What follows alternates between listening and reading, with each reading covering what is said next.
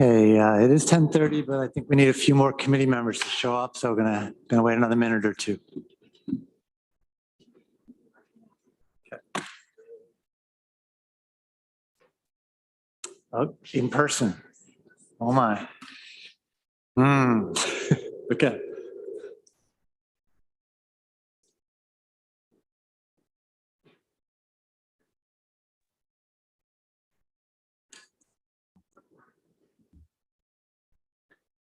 So, I know we can't vote, but Kathy, what's your opinion on this? I think it might be different than mine. Are we allowed to convene a meeting, or can we not even start the meeting? Okay.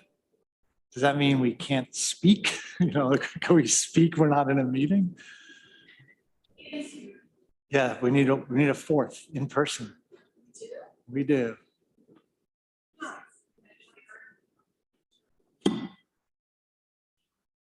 Well, Shauna can't be here. She could zoom in and count for quorum. No, she can't. If you've got a good reason to be absent, you can't count towards quorum.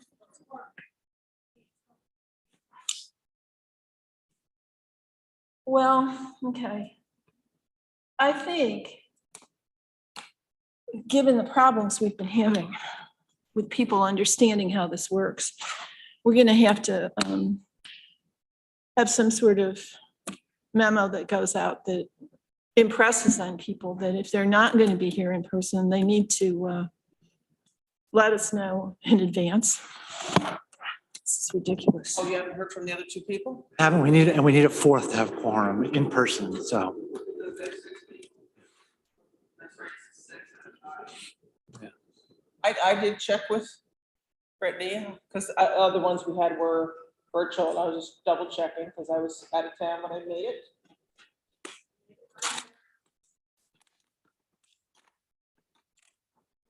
Who else is on this committee? Veronica, Lee, and Shauna.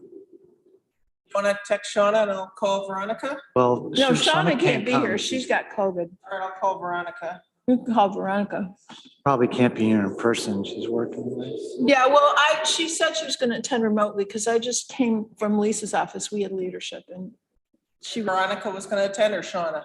Shauna. Veronica's up at her job, probably.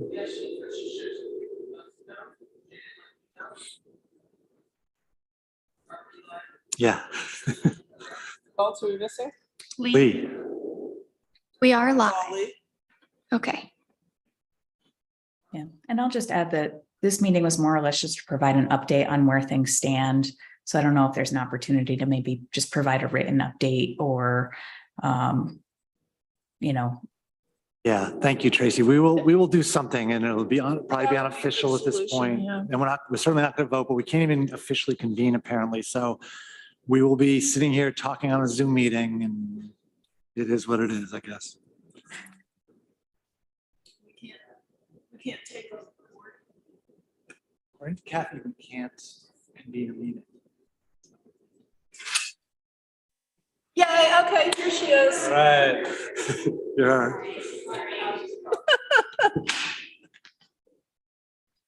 Okay, welcome everybody to the October 3rd Community Recovery Fund Advisory Committee meeting. And today, our only agenda item really is updates and questions if we have them. So let us jump right in. Tracy, you're on. Great.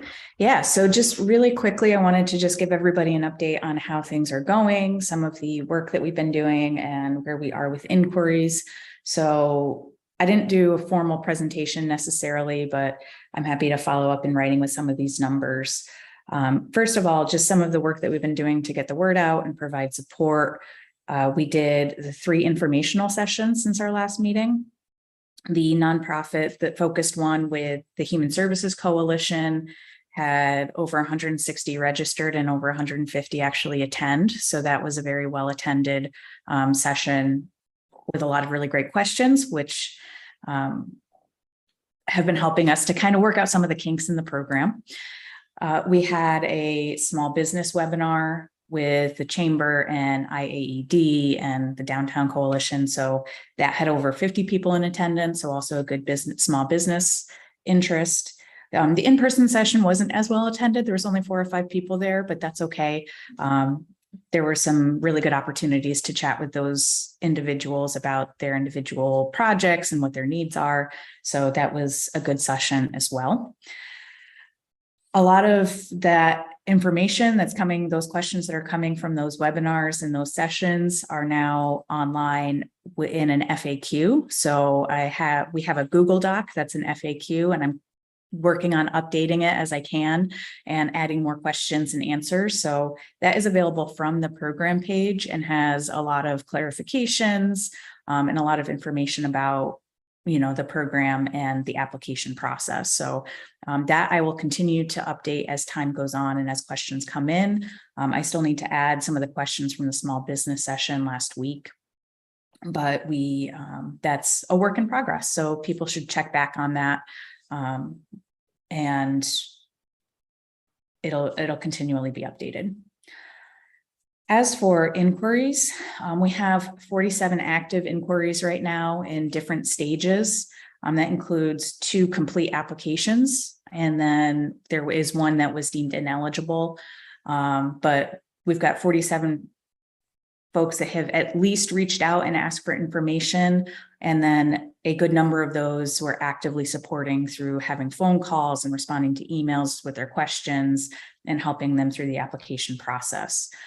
Of those, the vast majority of them are nonprofits and small businesses. About 40% are nonprofits, plus an additional 8.5% that are kind of educational nonprofits. So these are schools that are not necessarily public schools, but they are nonprofits. And then small businesses are about 45% of what we've got so far. We have one healthcare provider that's looking at doing a program. And then we have a couple of governmental entities that are in the process as well. So that's where we are right now. And new inquiries are coming in still every day. I have reviewed, as part of this, having a review deadline, I have reviewed a handful, about a dozen application drafts so far, and providing them with feedback on how to make sure they're eligible and providing all of the necessary information, but also feedback where they could perhaps talk about the scoring criteria a little bit different, or make sure that they're hitting a scoring criteria that maybe they didn't do a good enough job of providing narrative around. So there's been about a dozen that I've reviewed already, and I am sure there will be more that come in between now and the 15th, which is the review deadline. So I'm having between 5 and 10 calls a week with potential applicants, and one of my coworkers is going to start helping with some of those, as well, as I assume it might pick up over the next couple of weeks as we get closer to the deadline. So that's where we are right now. With the inquiries and the efforts to do outreach. I know Dominic has been doing some outreach via email, and there's been some social media outreach. So I think we're in a good place. There's a good diversity of potential applicants too. So that is the update. And I'm happy to answer any questions you might have, or questions that you're getting. Thank you, Tracy. Are there any questions? Deborah. Hi, Tracy. Thanks for coming, and thanks for the update and your good work. I was curious, you mentioned that there was one application that was ineligible. And I was wondering if you could tell us just broadly why. Was it the applicant who was ineligible, or was it the proposal that was ineligible? So it was a startup business. The program isn't supporting startup costs. So it was a business, or it's not. The small business definition includes that you have to have been in business prior to the pandemic, which automatically removes anybody who's looking to start a business from consideration. Oh, that makes sense. Thank you. Yep. Ann. Thank you. Just one question right now. You said 40% of the see, these are the inquiries. I'm not sure. Well, you said 40% nonprofit, 45% small businesses. And so what were those? I was just trying to write that down. Inquiries? So that's of the inquiries, yeah. So of the total 47 inquiries, we've got 19 nonprofits, 21 small businesses, 4 additional educational nonprofits,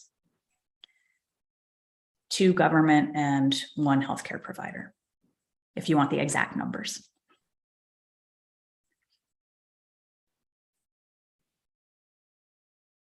Okay. I have some other questions when we get into the process, but that we're going to be going through later on, but I can wait till we finish the review. If anybody else has questions. It looks like there's no more questions here. Tracy, did you have more to tell us about? Nope, that's it for now. So by Yeah. all means, if there's questions about process. And keep going with your questions then. Thank you. So I watched the 2 online forums, and I thought they were really well done. A lot of great detail. People from the community, asked a ton of questions. So I thought, that it was a good mix of giving out a ton of information, and then you and your team, but going slowly through and trying to really make sure that people understood how to apply and what was eligible. So a couple of times you mentioned about that the scoring that your team is going to do is, I think you used something like the word like preliminary. And then when it gets to us, to the committee, then we can do the final scores. I just wondered if you could talk more about that, just thinking about what's the process for that and when it gets to be our turn. Yeah. So what we're going to do is, as we're reviewing the applications, we'll assign scores. Ours, though, are just really to keep the conversation going when it comes to time for you to do the scoring, because some of these are kind of black and white. How many employees does someone have? The committee doesn't need to really talk about that. So it really helps to keep the conversation going, whereas so that you can focus your conversation on the scoring criteria that have a little more flexibility, like around the program priority alignment and some of the other places where you have a little more discretion in the scoring. You can focus your conversations there and just kind of double check that we've done the rest of the scoring appropriately. So it's really, our scoring is to help make the process with the committee more efficient. And so we'll do some preliminary scoring. We'll provide that to you with the applications, and then your committee will actually do the final scoring. And so that might say, as we go through each application, you might say, yep, that preliminary scoring looks good. We'd like to call that final. Or it might be, you know what, we think the priority alignment score isn't quite right. I'd like to increase or decrease that based on the discussion of the committee. So you'll have the final determination on the score. Our role is to help make that as efficient of a process as possible. So our preliminary scoring is just based on the initial review, some of those criteria that are black and white. There's no discretion about it. And then your committee will go through each application individually, finalize scoring, make changes where changes are needed, and then finalize the scoring and use that to make recommendations around which applications are awarded and at what level. So the amounts that they would be awarded at. Those recommendations will go to the full legislature for approval. And that's where the final award decisions will be made. Okay, so a follow-up is, so with that, so we have discretion, we could say, yeah, we agree with the scoring that you've provided, or we think it should be a little different, or however different. And I'm just thinking, and I don't know if this is your role or not, but I just know, like, say, when we participate in union contracts or hiring, we we sit down and kind of get a little bit of training of like, okay, this is what you should consider, not consider. Like that if people want to like give us feedback, not necessarily saying you, Veronica, but I'm just saying like somebody from the outside sends us an email and says, hey, I don't think you should because of this, there's going to be some push and pull, some people trying to, give us information, I should say, to put it, just matter of fact. And so I'm just wondering is there going to be any guidelines to that? Like what can we consider? Because what if somebody tells us something that's outside of the guidelines, or when we're sitting down, just any more clarification? Or, I mean, I've read the guidelines, I see that, but just wondering if there's any other training or in servicing we're going to have for that. Because I want to make sure we do a good job. Sure. Michael, I think you have a response to this. Well, just one item that we did briefly touch on at the last meeting was the value of executive session. And if there were items that we would be considered either sensitive or financial or other, all those things around executive session, we'd want to have that discussion in executive session, of course. So that would be one of the guidelines or guardrails, I would say, to our discussion. The other thing that, just to amplify something Tracy said earlier, we're trying to be as even-handed as possible in terms of our initial scoring. And we've already come up with a couple of frameworks for that. For example, around establishing the 25 points for program priorities. We have a little system in place that we're testing right now as a way to come up in a relatively objective manner. We'll share that with you as well, right? This is how we approach that 25-point score. And then you guys can take it from there. If you feel that either we made a mistake in how we did that, or if you feel that the system by which we used to come up with that was not the way that you as the committee want to have it. Okay, and then the last is executive session would be, the example you gave was if we're talking about their finances of the organization, that could be something. That's right. to talk about. For Yeah. example, Okay. if someone, just as an example, if someone had a concern about the financial wherewithal of the applicant to achieve the goals that they state in their application, that's something that we would not want to have that would be an executive session type of discussion, right? We're not going to discuss the financial situation or position or financial history of an applicant in open session. Okay, sure, that makes sense. Thank you very much. You're welcome. I guess, and the only thing I would add to that, it's a little vague, a little amorphous, and what criteria we're going to use, a little hard to make objective. But one thing I would just add is that our consultants are going to be in the meetings as we're having this discussion. So if we stray too far from what the objectives of the program are, we will be reminded by them. So that's another guard. That's good to know that they'll another be there with guardrail. us as we go through. I wasn't aware of that. Okay, great. Shauna. Hello. Morning. I had a few questions. I wanted to first off make sure that we are only able to have executive session for very few reasons. And I just want to make sure that those have also been coordinated with our county attorney to make sure that we're within the realm of those. I mean, they're pretty clear in the law. So to the extent that he's available to keep us on track, that would be great. But we're, in our experience, are very familiar with the implementation of the public meeting law and executive session. Okay, requirement. great. And then the other question I had, at some point, I know the legislators have been given information that there's been more response than we were initially prepared for, and we might see some increased amounts from the consultant. And I wanted to see, as far as the continued response, do you still feel that we will see an increase in applicants? I would think so. So being that the original budget was guesstimated based on the assumption that there would be 30 inquiries, 30 applications, and 30 awards. We're already at 47 inquiries that are active, and I do know that we'll get applications that we didn't expect Right.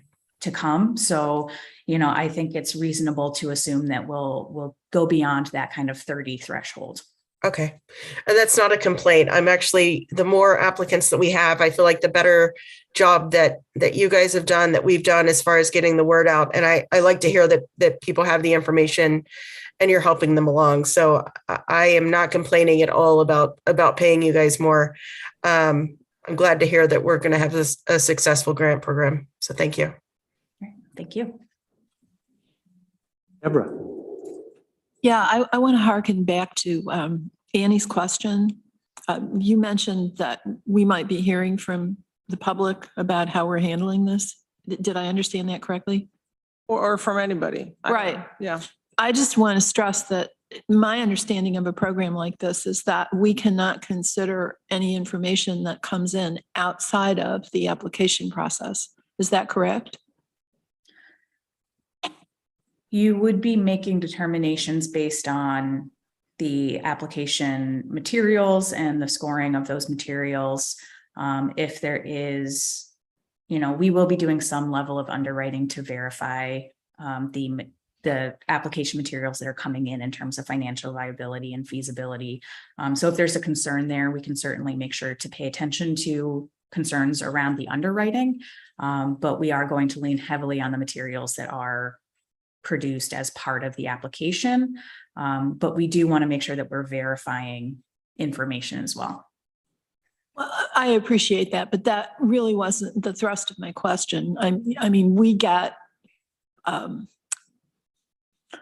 communications frequently from the public about particular policies or financial requests in numerous of our processes. And it really boils down to political pressure.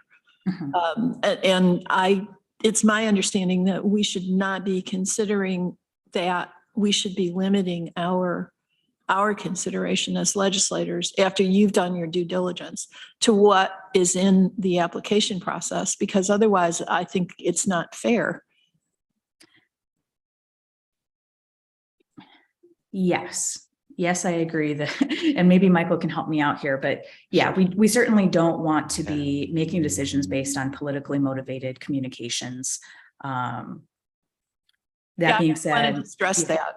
yeah, so I think that comes out in the underwriting. And if there's, a red flag that, because we are not familiar with the applicants as much as maybe some of you are. So if there is a red flag in the applicant list that we should be paying attention to in the underwriting, by all means, do let us know about that. But as far as, input about, that's clearly potentially a personally or politically motivated consideration, those we would not want to bring into the application process. We really want to focus on the applications, that they're truthful and accurate, and that the projects are viable based on that. And if there's a reason to believe that one of those things is not the case, we would certainly want to know that so that we can address that in our underwriting. Okay, thank you. And I will say, we have run multiple DRI processes, and DRI is the Downtown Revitalization Initiative. It's also a pool of money, a $10 million pool that the state will allocate to a community, which then gets divvied up amongst the various projects. And we have these same questions come up, right? What level of information is acceptable to provide? How much analysis are we doing? How do we avoid a political situation where there's an advocate for a project that doesn't really, and so we're quite comfortable navigating through that. There's not, strictly speaking, there's nothing prohibiting us from looking beyond the application materials as submitted. And just a very simple example, I will say, is let's say you have a project sponsor that's proposing a project that's not allowable under zoning, right? Well, we'd want to know that, because that, that would impact the feasibility of the project, right? So there can be factors that come in that are related to general knowledge or understanding. If an applicant is stating that they're going to get a loan for $5 million and they list a bank reference, and the bank reference, you know, I think you understand what I mean. Like we'd I'm want not to worried know that. about you. I'm worried about us. Yes, right, of course. So we'll be very careful about, we'll be very careful. And it's, we want to do the best job we can. We know you guys want to do the best job you can. We will make sure that when we do our scoring, we are as even-handed as we can. And we've done it enough times where we can keep people focused on, here are the program priorities, here's the scoring mechanism we used, here's how we treated the previous 10 applicants. This would be consistent with those treatment. If we did it that way, that would be inconsistent, right? So we're comfortable leading that discussion. Thank you. Veronica, then Ann. Thank you. Based on that, I'm really glad that you all are leading us through this, Michael and Tracy. I had two questions. One, after we determine the final score, I'm sure we talked about this, but can someone remind me what's the process between that and determining the recommended awards that we will then bring to the full legislature? So what I would recommend, and there can be some conversation about how this works, but I would recommend what we'll do is we'll keep track of those scores as we go. And then you all have determined kind of buckets of funding that you would like to look at, the small projects under 25,000, 25 to 250, and then over 250. So we'll separate out the applications into those buckets and then look at them in terms of, okay, what's the highest scoring? And we'll sort them and kind of go down the list and see, okay, what can we fund with this bucket? Where is that cutoff? And are there a couple of partial awards that need to be made, or are there in that list a couple of projects that maybe you want to give a partial award to because it has multiple components, or perhaps the ask is a little bit rich for the outcome that they're presenting, whatever the case may be. And but we'll really start with that kind of top tier scoring projects and assume that they'll get funded completely, and then go from there to make any adjustments to either fund additional projects and make some partial awards, or to say, okay, here's the cutoff, and we're going to give a partial award to that next one down so that, you know, we can use all the money in this bucket. So that's how I would recommend starting for each bucket, and then from there make the adjustments to get to your recommendations. Okay. And then if I could just add to that, because we had a couple discussions around a few what ifs, right? And as we know, the committee will make its recommendation to the legislature, and the legislature will, right now we have it set up as all of the small projects will be voted on a single resolution, and the larger projects, you know, something like that.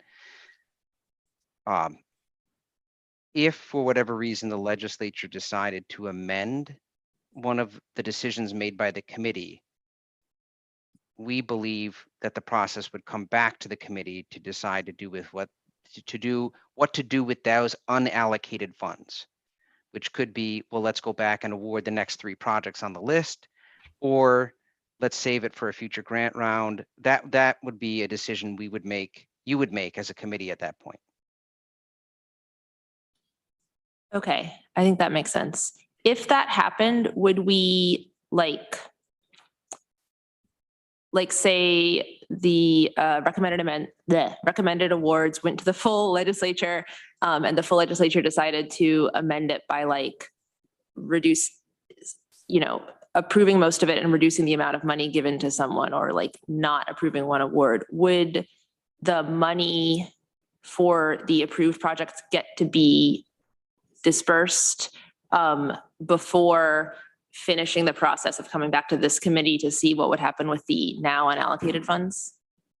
That's our understanding, yes. Yeah, that would be the recommendation, is to let the projects that we are approved and awarded move forward, start their contracting, and then, the other applications that weren't awarded could be reconsidered for that additional funding, but not hold up any projects because $30,000 got pulled out, Right. Okay. Thanks, that's good to hear. If we, in the making recommendations phase, choose to award a partial award to a project such that it would like drop down into a lower tranche, like say someone asked for $300,000 and we say, actually, it would make sense to give you $200,000. How's that treated? Does it still live in the original top tier bucket or what? I would think at that point, it would go into the other bucket. It would move buckets because it'll be subject to different requirements. Not a huge amount of different requirements, but I would think we'd want to recommend that with similar projects, similar size projects. Reminds me of that old blues tune, My Bucket's Got a Hole in It. Someone should draw a cartoon of this whole process. Okay.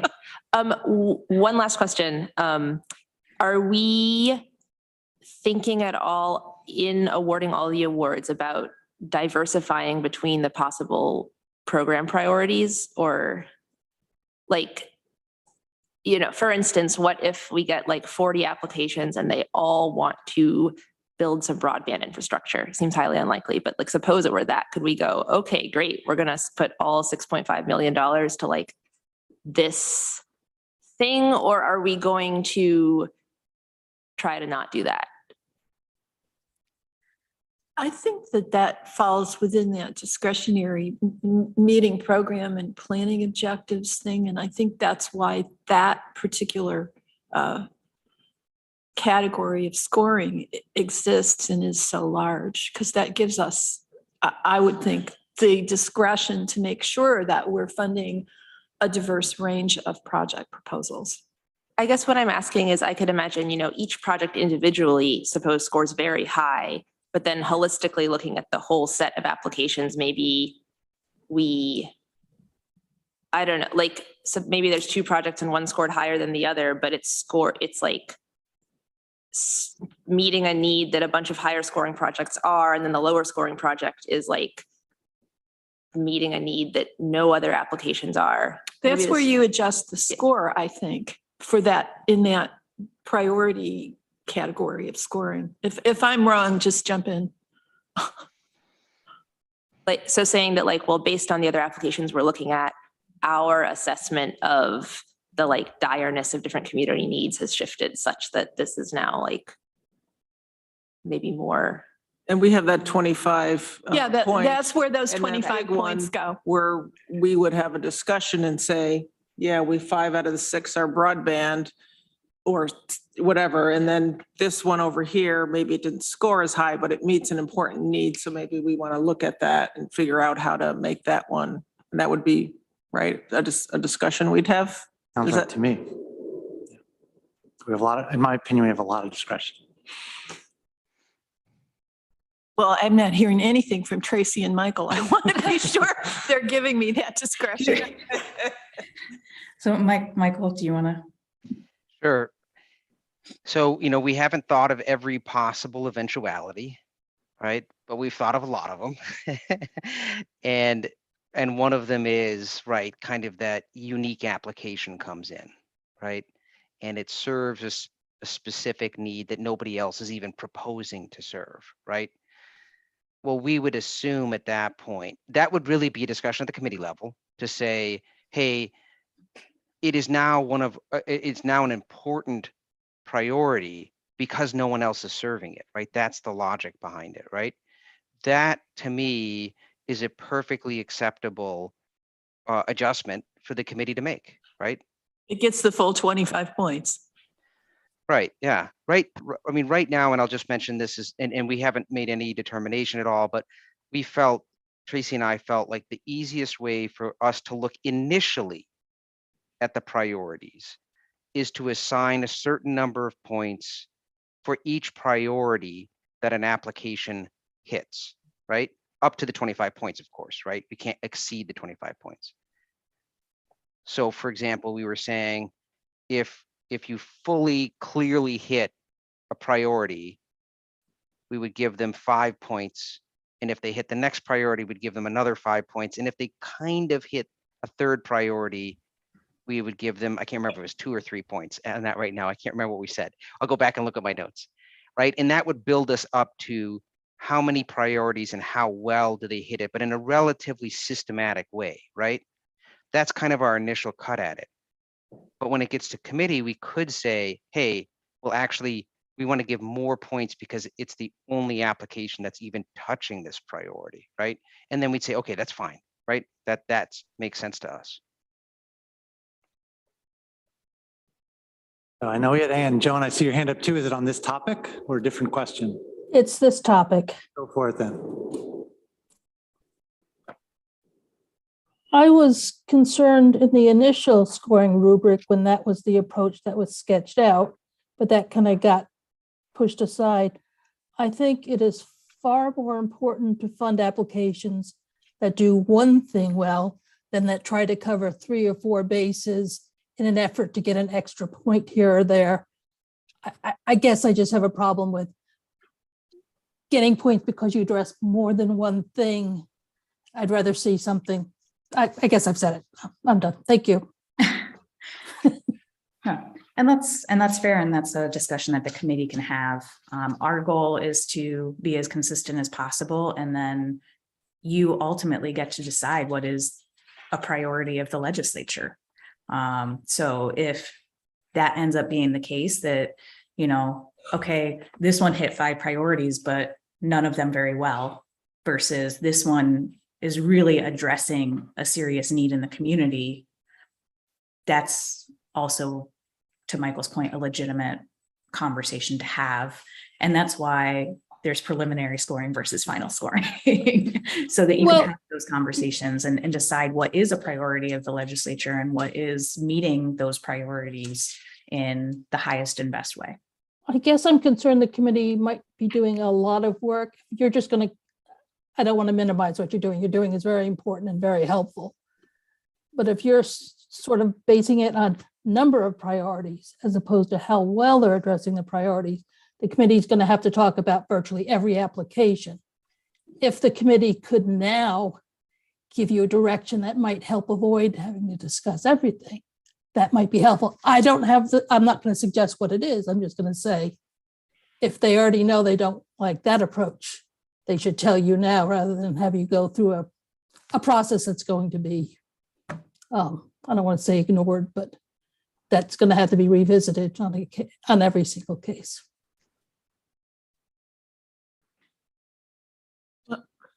Okay, anything else on this topic? I know we had one more set of questions, Deborah. Yeah, well, I'm struggling with Joan's concerns. I mean, on the one hand, I guess when we get your scores, will they be in a matrix that tells us where the points come from? Yes. So if I look at that matrix and in that priorities category of a potential 25 points, I see 15 points.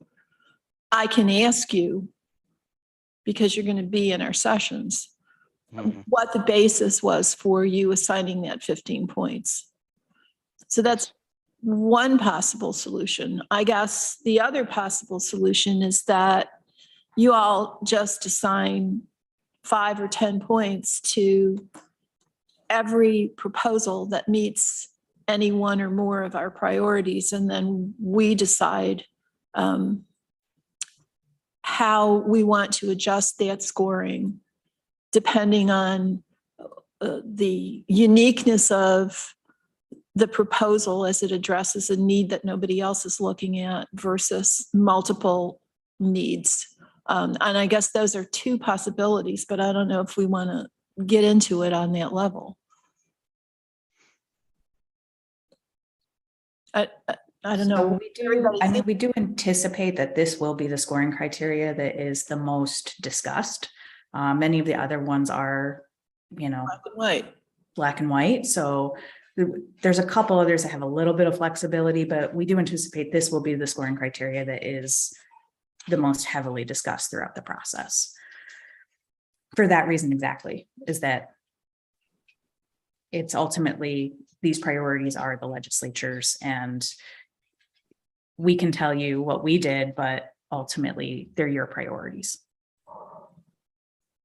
Everybody asked what we all think, so my weighing in is the way it's been the whole time.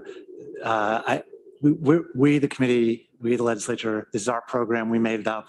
We're not administering anyone else's program, so we can have a lot of discretion. We do have a lot of discretion. I don't know exactly how it's going to work because we just don't know how many applications we have on the table, but I'm comfortable treating it kind of like we do the OTR process, which is we look at the whole package and we start thinking about it, we talk about it and we work it out. And I'm comfortable with that degree of uncertainty at this point. Yeah, and I suspect that this is going to be a point of debate with the larger projects and not with the under $25,000 proposals. There is that thing that we've noticed where we argue more about the smaller dollar amounts than the bigger ones for some reason. So Because we'll we're see if in that In the happens. past. Because we just love to be contentious. That's why we're legislators, I guess. We'll see. Past performance does not. That's true. Does anybody else want to weigh in on Deborah's question before we go on to the next topic? Ann? Yeah, I'm okay with just having the MRB team do it the way that we had said. Because I think we might be asking them to have knowledge of the community that perhaps they don't have. So for instance, we'll just take broadband. If they come across 5 broadband projects, they might not know we also have 15 other broadband projects, like in the queue, or we have none. So they might not know that. So where something might come out unique, they might not know we have 5 more other programs that are addressing that. So I had a couple other questions, but I can wait till we go around this. More on feedback for Deborah or any, on this topic.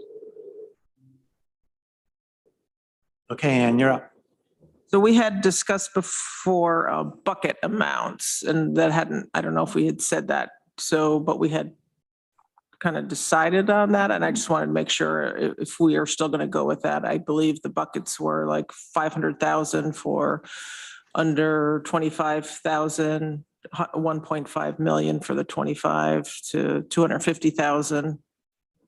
Are we still going to try and go by those buckets? Right? That's in the. Tracy, do you want to weigh in on this? Yeah, so that's the assumption that I'm making, is that you're still planning to do that. So as we organize the information, we'll do it based on those buckets, and we'll make sure to remind you how much you're looking at in each bucket. But in that document that you provided, you did leave room for flexibility. If you get a lot of small applications and not as many in the middle bucket, you did leave yourself some space to make adjustments if you feel like that's necessary. Another option is if you're kind of not getting what you want out of one of the buckets, you could open another round specifically for that bucket. But I think we're going to have plenty of applications to fill all of the buckets. But as of right now, we're operating under the assumption that those buckets still are the goal. And one last thing, I've had several people, numerous people from the community or groups talk to me about the project or this recovery grant, and I've brought it up many, many times. And what personally I've chose to do is, once MRB started the forums, is to say to people, here's where you go now for information. I need to take a step back. I'm on this committee and I can't be, I need to be more, make sure I'm neutral. So I don't know if this is something that we want to think about as a committee and as a legislature, because I'm still getting like calls of can people on the committee go do a tour because we're going to go submit a grant, and I said no. I thought that was, possibly unfair. So I don't know what folks thought about that. That goes to my question several rounds ago, which is we shouldn't be considering anything outside of what's in the applications and our knowledge of the community's needs. Because if we start listening to political pressure or going on tours or doing anything that makes it look like we are less than treating everyone absolutely the same, it's going to undermine the perception that this is a fair and transparent process. And I think Shauna has already sent an email out about that a while back as well. Shauna? Yeah, I did. And Shauna, you have your hand up? Yeah, I had one question. I had someone that was interested in applying, and they wrote and said the application listed MRB and WCP as consultants. And just wanted to make sure that if they decided to write WCP, if they would receive the same response. Yeah, so anything that Scott gets, he's had a few conversations, but he Okay. forwards everything my way to make sure that everybody's getting kind of the same treatment throughout the process. Okay. So yes. Okay, great. Thank you. Any other thoughts or questions for today? Do we have 9 hours scheduled in November? Do we think that's good for now? With the number of, I guess we'll know more when we So come in. That's a good question. Tracy, what's your sense? I hope so. I hope that's enough time. We'll know more as we see completed applications coming in, but I think that that's sufficient for the time being. Yeah. Yeah, it's an interesting question. I mean, I think we, the legislature, will have a better sense of that after tonight, after we have our first OTR meeting with this new group of people. We'll see how, we've been moving very quickly through topics, we'll see how it goes tonight, and then I that'll, was about to slow down. that'll be, well, probably, No, I mean, no. as it should, but It's I been a mean, very I think efficient that'll be a group. little bellwether to see how we might do in this kind of environment. Yeah. Definitely let us know if it takes you 3 hours to get through one request. Oh, God. we might just need to block the whole month up aside. No. But I think we should be able, I think we'll be okay. And, with any luck, maybe we don't even need the full 9 hours, but I think that's a good starting place. Yeah, I mean, Michael's like, we're going to need the full 9 hours. in the end, for us, it is a vote, yes or no, at some point. And then obviously it's more nuanced than that, but in the end, that's what it is. So I don't know, my experience with this group of people so far this year is that we understand that and we can get there. If I could, one of the, sorry, Dan. Yeah, I wasn't sure where that voice was Looking coming from. around. The HHS committee meeting in November is scheduled to start at 3 p.m. when this committee meeting is scheduled to end at 3 p.m. for one of the review sessions. Would it be possible for us to move the review session on November 21st to 11 to 2 instead of 12 to 3? How about we follow up with an email on that one? Okay. Or unless, It works So for just so me. that everybody can check their. Yeah. Yep. Okay. It works for me. Works for me Okay. too. Better for me. We're good. I think RB it also. works for me. We just but have to check the other yes, couple of people. sure. Yeah. Yep, Okay. I'll send out an email. And also don't forget, we have minutes to approve. Thank you. Oh, yeah, very good. Like me to move those minutes? Hang on a second, I just wanted to say something. So I didn't quite answer Ann's question.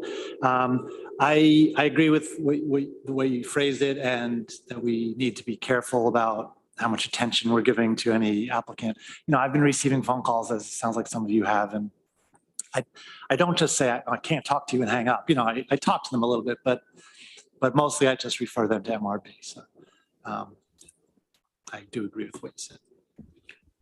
And I also wanted to say that you reported earlier about the amount of information, the amount of requests coming in, and your sense of the outreach efforts. And I agree with all of that. My sense, just kind of monitoring with my finger in the air, is that people do know about it, and they are talking about it, and everyone that needs to know about it does know about it. There's been good publicity here and good. Seems to be a really good awareness of it. So everybody's doing a great job on that regard. I'm glad to hear that. Sometimes these types of programs, it's the hardest part is letting people know about them. So Tompkins County seems to be well informed and well connected in that way. And it's really good to see. Just a scheduling, just looking at the community recovery grants review. Doesn't the 14th meeting back up with BCP? Or did BCP get changed for the 14th of November? Hey, yep. Yeah, we'll try to move that one back as well, Brett. Now can I move the minutes? Please. I'm going to move the minutes. And seconds, discussion about the minutes. Okay, let's have a vote. Deborah, Yes. Veronica, Yes. Ann, Yes, Shauna. I Well, don't- you're not- I don't know if she can vote. Can, You're not, I'm old habits, and I'm a yes. Her vote does count. She just Her vote doesn't does count count. towards quorum. Okay, no Right. quorum. oh, okay. We're all learning. Shauna? Yes. Thank you. So that's unanimous. Any other business today? Veronica?